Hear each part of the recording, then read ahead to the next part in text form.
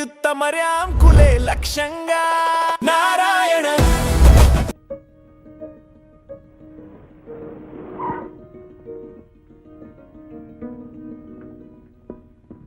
రాజేంద్ర బాబు గారు రాలేదా? రాలేదమ్మా, జ్వరంగా ఉంది, తోటలో ఉన్నారు. పెద్దయ్య గారితో ఏదో గొడవ పడుతున్నారు, మిమ్మల్ని తీసుకురమ్మన్నారు.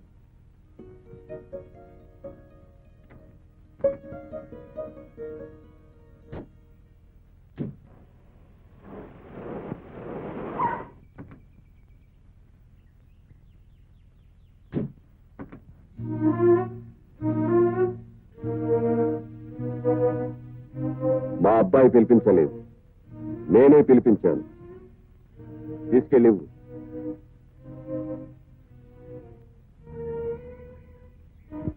ఏమిటిది?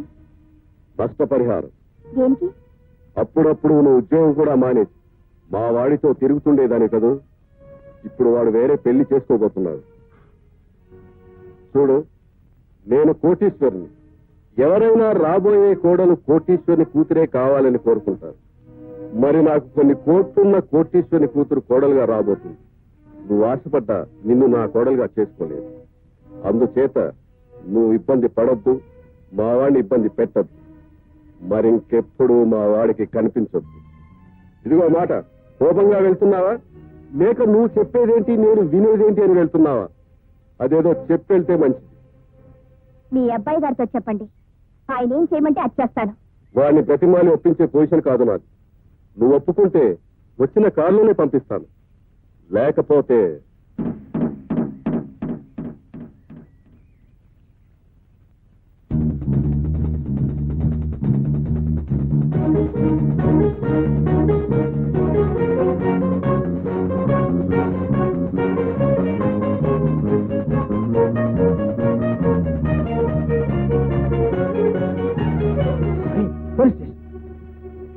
ఏమండి?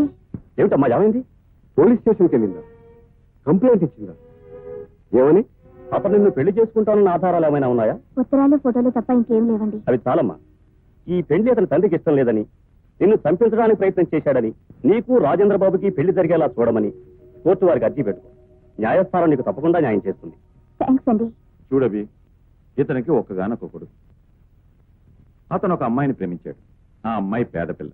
ఇతనుకో 50 కోట్ల ఆస్తిపరుడు సంబంధం దొరికింది. ఒక్కతే కూతురు.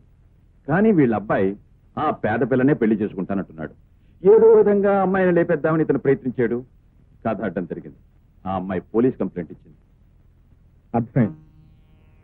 ఆ కేసు దీని మీద రాకూడదు. అంతేకాదండి, మా అబ్బాయి ఆ అమ్మాయిని పెళ్లి చేసుకోకూడదు. వస్తున్నా వస్తున్నా వస్తున్నా. ఒకటి, మీకు శిక్ష పడకూడదు. రెండు, మీ అబ్బాయికి ఆ అమ్మాయి మీద మనసు విరిగిపోవాలి. అవునండి. ఈ రెండు నా సాక్ష్యంతోనే జరగాలి. అంతేనే. చూడండి, 1976లో అలహాబాద్ హైకోర్టులో సరిగ్గా ఎలాంటి కేసు ఒకటి విచారణకు వచ్చింది. అప్పుడు సెక్షన్ 497 ప్రకారం అడల్ట్స్ గా నిరూపించవచ్చు. అవునవును, ఎంత తప్పించుకుందాం అనుకున్నా ఇలాంటి చిన్న చిన్న కేసులు ఒప్పుకో తప్పడం లేదు. నేను ఏ కేసు ఒప్పుకున్నా ఒప్పుకోపోయినా ఈ కేసు ఒప్పుకొని తీరాలి. ఒకరిని ప్రేమించి మరొకరితో ఎలా సంబంధం పెట్టుకుంటుంది? Chitti nasty women. ఇటువంటి ఆడవాళ్ల వల్లే ప్రేమ అనే పదం కల్తీ అయిపోయింది, మనసు అనే పదం కల్తీ అయిపోయింది, చివరికి పెళ్ళనే పదం కూడా కల్తీ అయిపోతుంది. ప్రేమించిన తర్వాత ఆ ప్రేమకి కట్టుబడనే ఆడదైనా మగాడైనా నీతి తప్పిన వాళ్ళే. I hate people who don't possess character. Please ఆవేశపడకండి, నేను అంతే. ఈ కేసులో ఆ అమ్మాయికి శిక్ష వేయించలేకపోతే నేను వాదిస్తాను, వేయిస్తాను. నన్ను నేనే వేయిస్తాను. ఈ పేరు కల్పన. నిన్ను ఎక్కడి నుంచి తరుముకొచ్చారు? తోటలో నుంచి. తోటలోకి నువ్వెందుకు వెళ్ళావు? ఆయన కారు పంపించారు.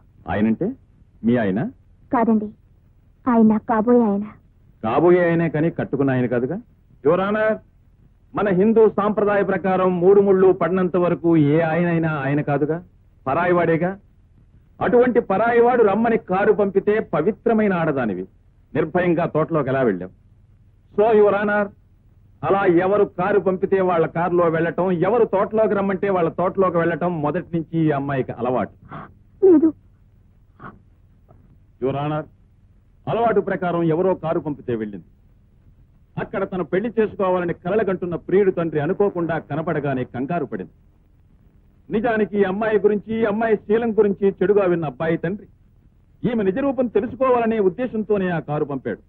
ఆయన చూడగానే బిత్తరపోయింది. ప్రియుడికి ఈ విషయం తెలిస్తే ఓ బంగారు బాతు చేజారిపోతుందనే భయంతో తెలివిగా అక్కడి నుంచి తప్పించుకుని తన మీద హత్యా ప్రయత్నం చేయబోయారన్న నాటకంతో పోలీస్ స్టేషన్ లో అడుగుపెట్టింది. లేదు లేదు లేదు లేదండి. Yes, it is true. ఎలా నిరూపించగలరు? ఇంతకు మునుపు ఇలాగే ఒక అబ్బాయిని ప్రేమించినట్టు నటించి ఇలాగే పట్టుబడింది. అబద్ధం. నిజం నిజం. యువర్ ఆనర్, సాక్షిని ప్రవేశపెట్టడానికి అనుమతించవలసిందిగా కోరుతున్నాను. జడ్జి గారికి నమస్కారం.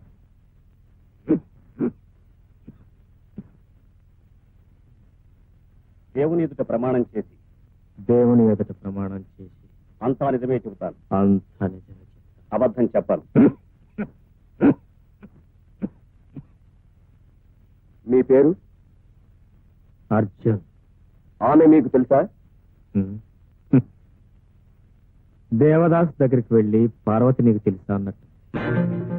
ఆమెకు మీకు మధ్య ఉన్న సంబంధం ఏమిటి? దీపానికి వెలుతురికి మధ్య ఉన్న సంబంధం, గాలికి పూల తావికి మధ్య ఉన్న సంబంధం, కెరటానికి ఒడ్డుకి మధ్య ఉన్న సంబంధం. అంటే మనిషి కంటే మనసు గొప్పదని, ఎంతో విలువైనదని, దానికి ప్రేమే తృప్తినిస్తుందని తెలుసుకున్న నేను నా మనసు కల్పనకిచ్చాను. పిచ్చిగా ప్రేమించాను. కన్నవాళ్ళని కాదనుకున్నాను, తోడబుట్టిన వాళ్ళని వదులుకున్నాను. ఆమె రాత్రి, ఆమె పగలు, ఆమె నా సర్వస్వం, ఆమె నా ప్రపంచమని ఒక పిచ్చి వాళ్ళ ఆమె సన్నిధిలోనే పుట్టాను. చివరికి ఇద్దరం కలిసి బ్రతకడం కూడా ప్రారంభించాం. అంటే సారీ, ఇద్దరం కలిసి సంసారం ప్రారంభించాం. మనసులో కలిసిన క్షణంలోనే పెళ్లి జరిగినట్టుగా భావించాం. విడిగా కాపురం కూడా పెట్టాం. రోజులు క్షణాల్లా గడిచిపోతున్నాయి. రోజు నేను ఆఫీస్ నుంచి తిరిగి వచ్చేసరికి తల నిండా మల్లెలు పెట్టుకుని అందంగా అలంకరించుకుని ద్వారం దగ్గరే నిలబడేది నా కోసం. ఇంట్లో అడుగు పెడుతూనే స్వర్గంలో అడుగు పెడుతున్నట్టు భావించేవాడు. ఇద్దరం చెరో కుర్చీలో కూర్చుంటే తనువులు వేరవుతాయని ఒకే కుర్చీలో ఒకరి ఒళ్ళో ఒకరం చిలకా గోరింకల్లా కూర్చుని చుక్కలను చూస్తూ తెల్లవారులో మాట్లాడుకునేవాడు. మా ఇద్దరిది ఒకే అడుగు, మా ఇద్దరికి ఒకే గొడుగు. అడుగులో అడుగు వేసుకుంటూ ఒకే గొడుగు కింద ప్రయాణం చేసేవాళ్ళు. అలాంటి మా ప్రణయ జీవితంలో అనుకోకుండా ఒక దుర్ఘటన జరిగింది. ఆ రోజు ఎందుకో తెలియదు మా ఆఫీస్ సెలవు వచ్చింది. నేను పెందలాడి ఇంటికి వచ్చాను. గుమ్మం దగ్గర కల్పన కనిపించలేదు. లోపల కనిపిస్తుందేమో నా ఆశగా లోపలికి వచ్చాను. కానీ నా కళ్ళని నేనే నమ్మలేకపోయాను.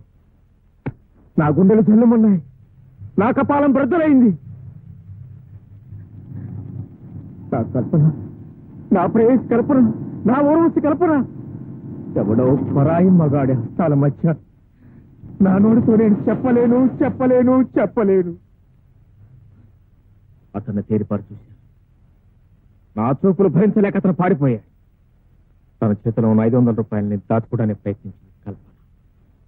అప్పుడు అర్థమైంది, ఆఫ్టర్ ఆల్ 500 రూపాయల కోసం నా ప్రేయసి కల్పన అమ్ముడిపోయింది కదా అని అప్పుడు అర్థమైంది. వెంటనే కల్పన పీక నులిమి నులిమి చంపేయాలనుకున్నా. ఆ పాపని కొడు కట్టుకోదలుచుకున్నాను. మళ్ళీ ఈ జన్మలో నీ ముఖం నాకు చూపించదని శాసించి బయటికి పంపించేశాను. అప్పుడు చూసిన కల్పన మళ్ళీ ఇప్పుడు చూస్తున్నా. కేవలం డబ్బు కోసం విభజించే ఒక కొలట, ప్రేమన్న పదానికే మచ్చ తెచ్చే ఒక పతిత, డబ్బు కోసం ప్రేమను వలగా పన్నే ఒక రాక్షస్.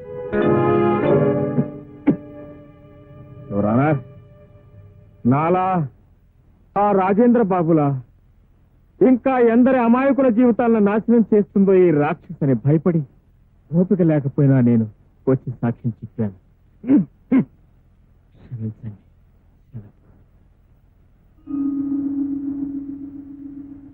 కల్పన అనే ఈ అమ్మాయిని ఒక నీతి తప్పిన ఆడదిగా కోర్టు వారు నిర్ణయిస్తూ ఐపీసీ 497 సెక్షన్ ప్రకారం శిక్షించే అవకాశం ఉన్నా మొదటి తప్పుగా హెచ్చరికతో విడిచిపెడుతూ ఆమె అర్జీని తిరస్కరిస్తున్నాం.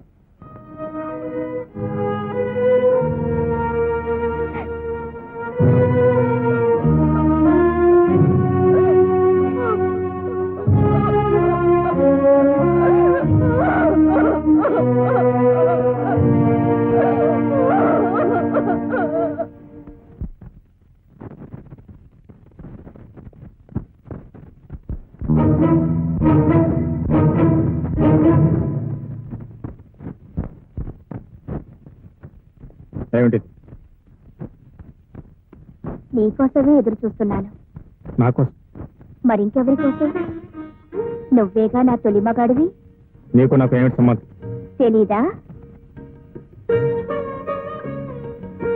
చీకటి పడేసరికి తల నిండా పువ్వులు పెట్టుకొని గడప దగ్గర ఎదురు చూసే సంబంధం. అసలు అక్కడికి ఎందుకు వచ్చావు? వ్యాపారం చేయడానికి. వ్యాపారం?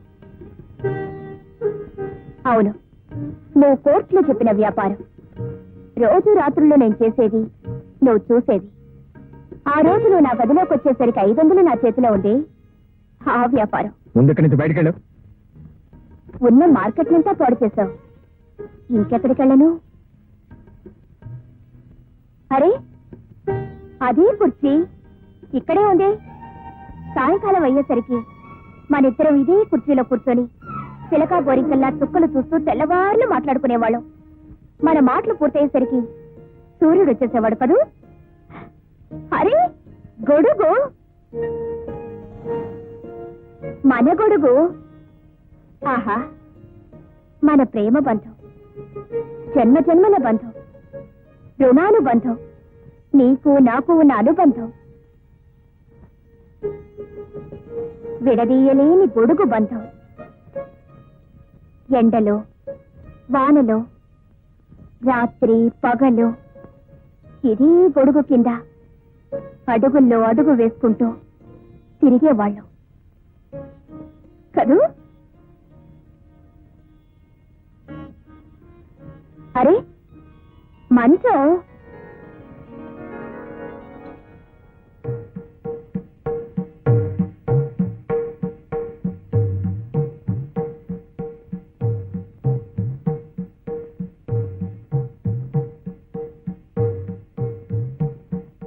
ఇదే కదూ ఆ 500 రూపాయల మంచం.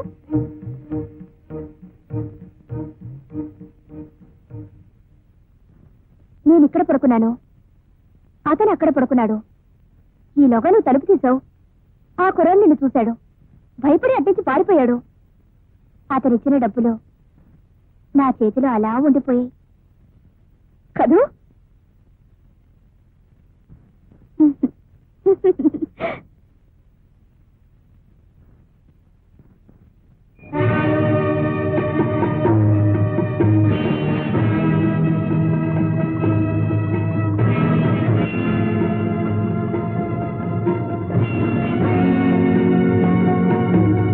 ఏమిటిది?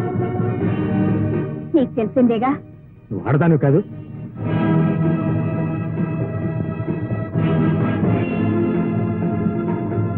ఆడదన్నా? నేనా? కాదని నువ్వేగా చెప్పావు కోర్టులో. ప్రేమించిన వాడిని మోసం చేశానని, మరొకరితో తిరుగుతున్నానని. చూడు, నీ గురించి నాకు తెలియదు. నీకు అన్యాయం చేయాలని ఉద్దేశంతో మాత్రం ఆ పని చేయలేదు. తెలియని వాడివి నా గురించి తెలిసినట్టు, నాతో కాపురం చేసినట్టు 10 మందిలో ఎలా చెప్పావు? అది నా వృత్తి. నువ్వు డబ్బు కోసం ఏవైనా చేస్తావు కదూ. సరే, నన్ను ఇప్పుడు చంపాలి. ఎంత తీసుకుంటావో చెప్పు. అది నా వృత్తి కాదు. ఇప్పుడు అంతకంటే తక్కువేం చేశావు? పండంటే బ్రతుకును నాశనం చేశావు. అసలు నన్ను ఎరుగుదువా? నన్ను ఎప్పుడైనా చూసావా?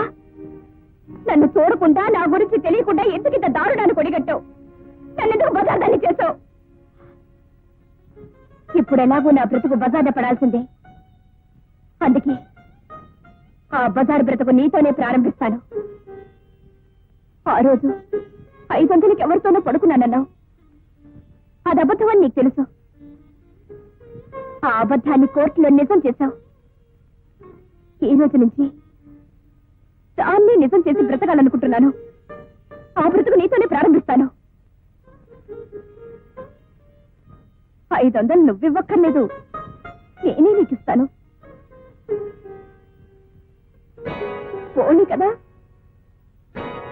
ఇదిగో, ముహూర్తం పెట్టు. దేనికి సిగ్గుపడతావు? నాకు నేను సిగ్గు నీకెందుకు? అసలు సిగ్గనే పదం నువ్వు విన్నావా? దాని అర్థం ఏమిటో నీకు తెలుసా?